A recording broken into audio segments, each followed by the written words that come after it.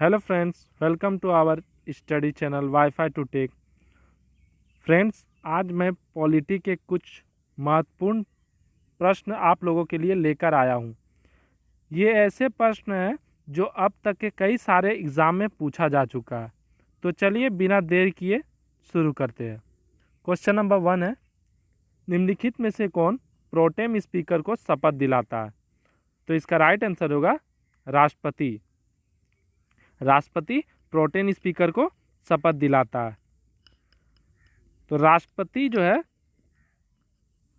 Pro tem speaker को शपथ दिलाता है और उसका प्रमुख कर्तव्य होता है लोकसभा के नए सदस्यों को शपथ दिलाना।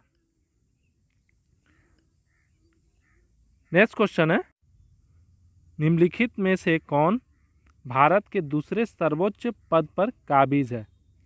तो इसका राइट आंसर होगा भारत के उपराष्ट्रपति। भारत में उपराष्ट्रपति देश के दूसरे सर्वोच्च पद पर काबिज है। उन्हें प्रधानता के अधिकारित वारंट के भारत के राष्ट्रपति के अगला स्थान दिया गया है। तो आइए चलते हैं नेक्स्ट क्वेश्चन में। भारतीय संविधान का अनुच्छेद 51A इनमें से किस मामले से संबंधित है? तो इसका राइट आंसर होगा मौलिक कर्तव्य। मौलिक कर्तव्य इसका राइट आंसर होगा।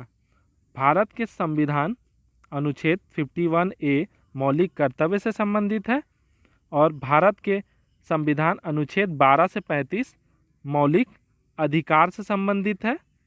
12 से 35 मौलिक अधिकार से संबंधित है और 5 से 11 अनुच्छेद नागरिकता से संबंधित है और 343 और 351 राजभाषा से संबंधित है। तो आइए चलते हैं नेक्स्ट क्वेश्चन में। किस संवैधानिक संशोधन से मतदान करने की आयु 21 वर्ष से घटाकर 18 वर्ष हुई थी? तो इसका राइट आंसर होगा 61वें संशोधन। 61वें संशोधन इसका राइट आंसर होगा। भारत के संविधान 61वें संशोधन 1988 ने लोकसभा और राज्य के विधानसभाओं चुनावों में मतदान करने की आयु 21 वर्ष से घटाकर 18 वर्ष कर दी थी। नेक्स्ट क्वेश्चन है,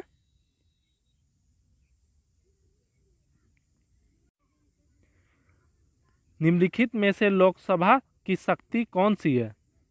तो इसका राइट आंसर होगा संविधान में संशोधन करना लोकसभा की शक्ति है। एक धन विधेयक केवल लोकसभा में पारित होती है, ये भी इम्पोर्टेंट हो जाता है।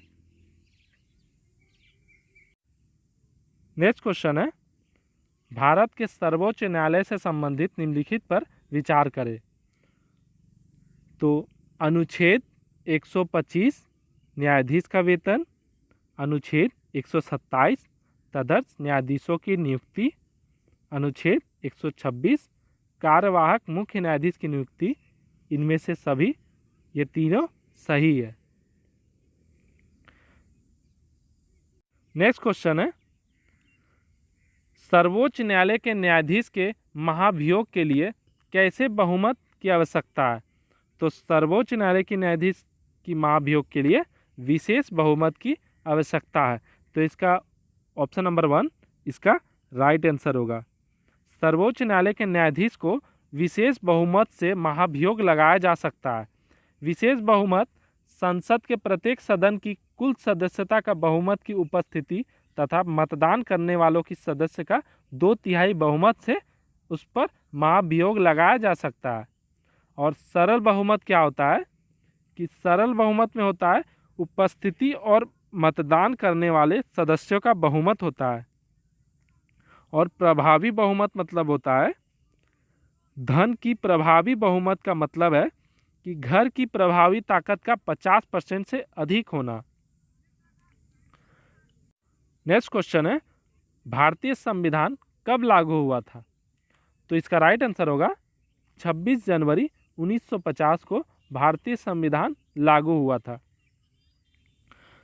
26 जनवरी 1950 को भारतीय संविधान लागू हुआ था और गणतंत्र दिवस उस तारीख को मनाया जाता है।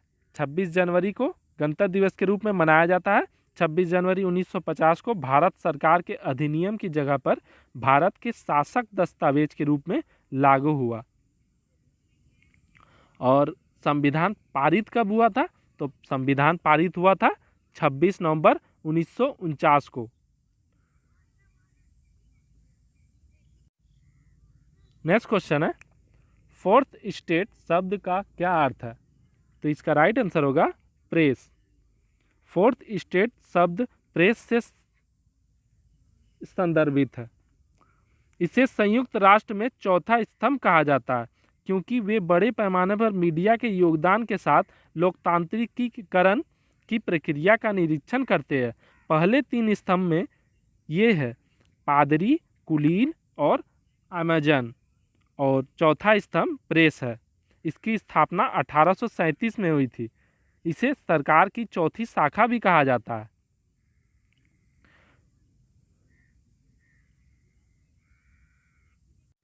नेक्स्ट क्वेश्चन है, कौन सा अनुच्छेद प्रत्येक नागरिक के मौलिक कर्तव्य को प्रदर्शित करता है?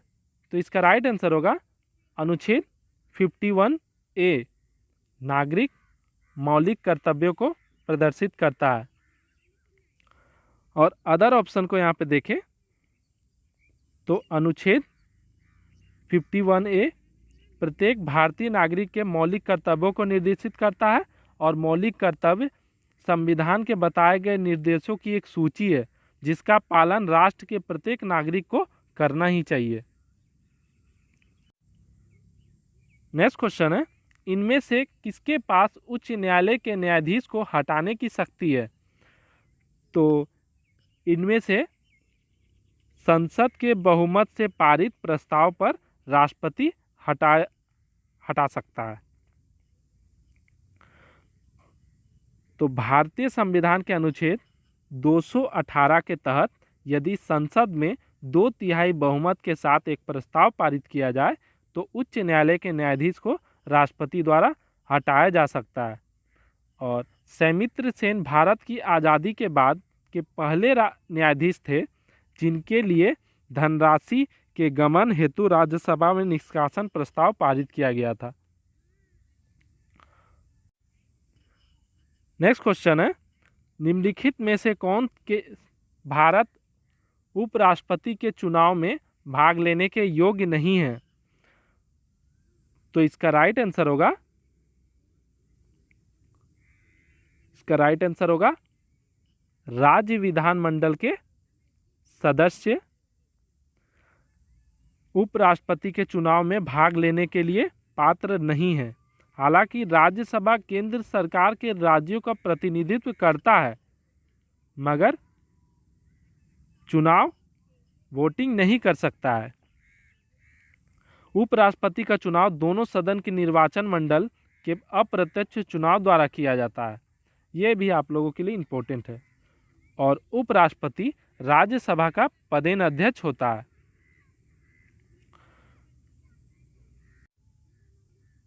नेक्स्ट क्वेश्चन है, भारत के संविधान के निम्नलिखित में से कौन सा अनुच्छेद ग्राम पंचायत के लिए दिया गया है? तो इसका राइट आंसर होगा अनुच्छेद 40। इसका राइट आंसर होगा। नेक्स्ट क्वेश्चन है, निम्नलिखित में से कौन सा अनुच्छेद कहता है कि भारत का उपराष्ट्रपति होना चाहिए? तो इसका राइट आंसर होगा अनुच्छेद 63, कहता है कि भारत का उपराष्ट्रपति होना चाहिए। और अदर ऑप्शन देखें तो अनुच्छेद 52 भारत के राष्ट्रपति से संबंधित है।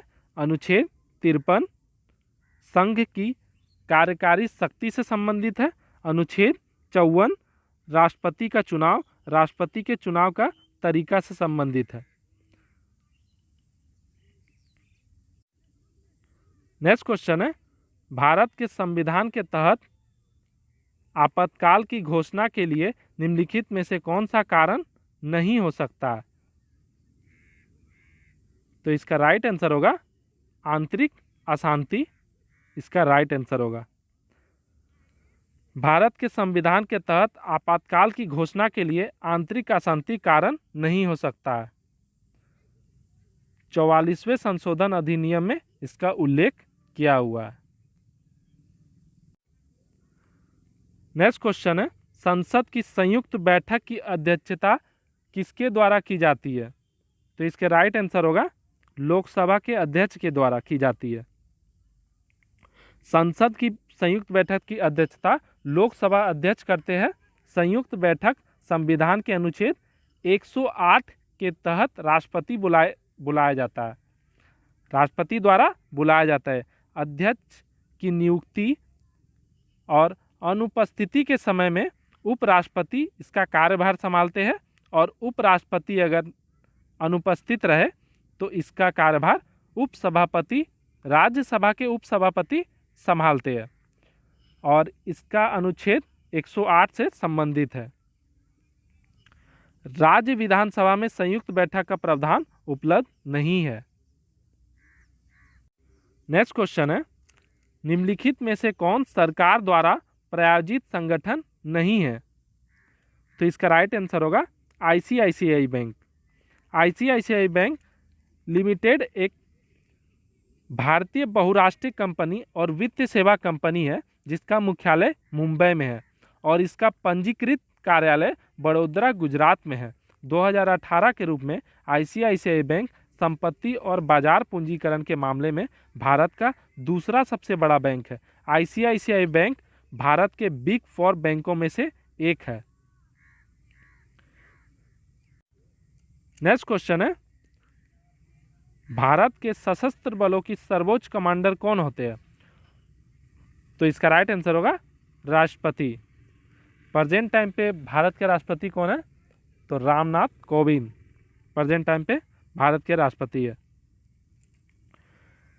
भारत के राष्ट्रपति सशस्त्र बलों के सर्वोच्च कमांडर होते हैं, ये तो पता ही है। और भारत के संविधान के अनुच्छेद 52 में भारत के राष्ट्रपति के बारे में प्रावधान है कि भारत का एक राष्ट्रपति होना चाहिए, यह अनुच्छेद 52 में लिखा हुआ है।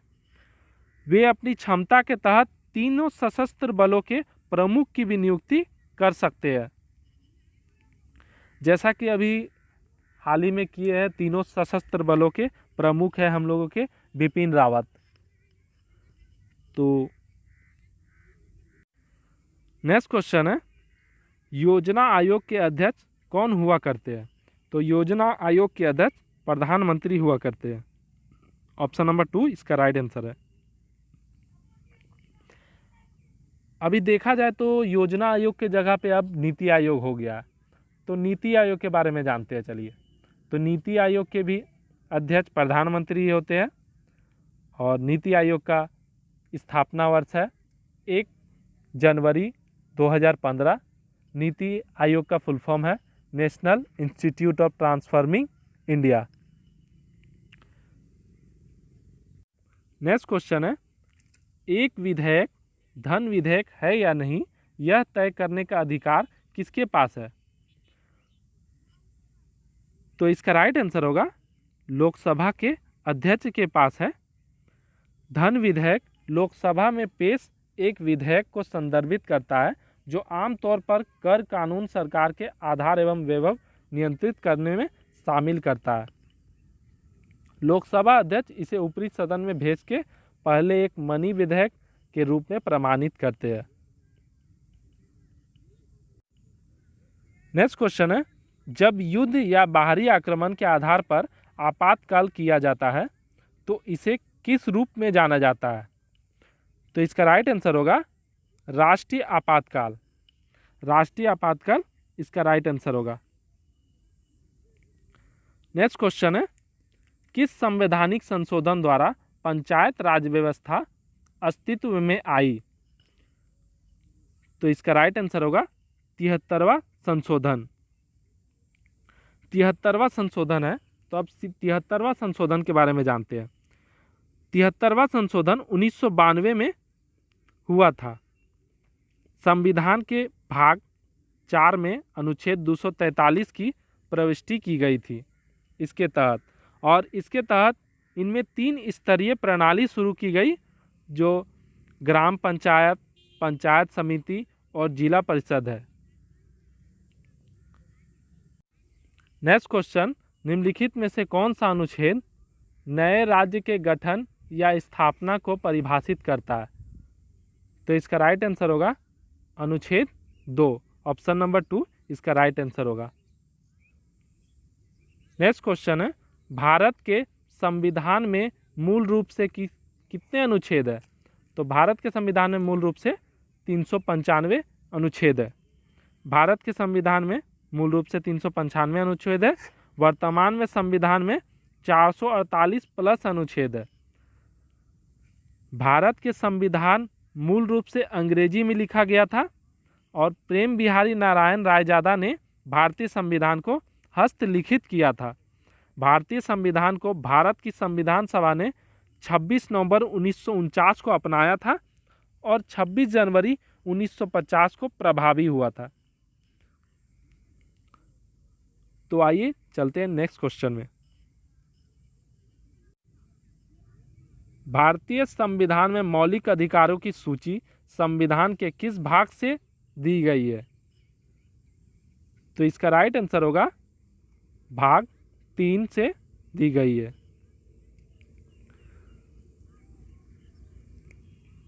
नेक्स्ट क्वेश्चन है,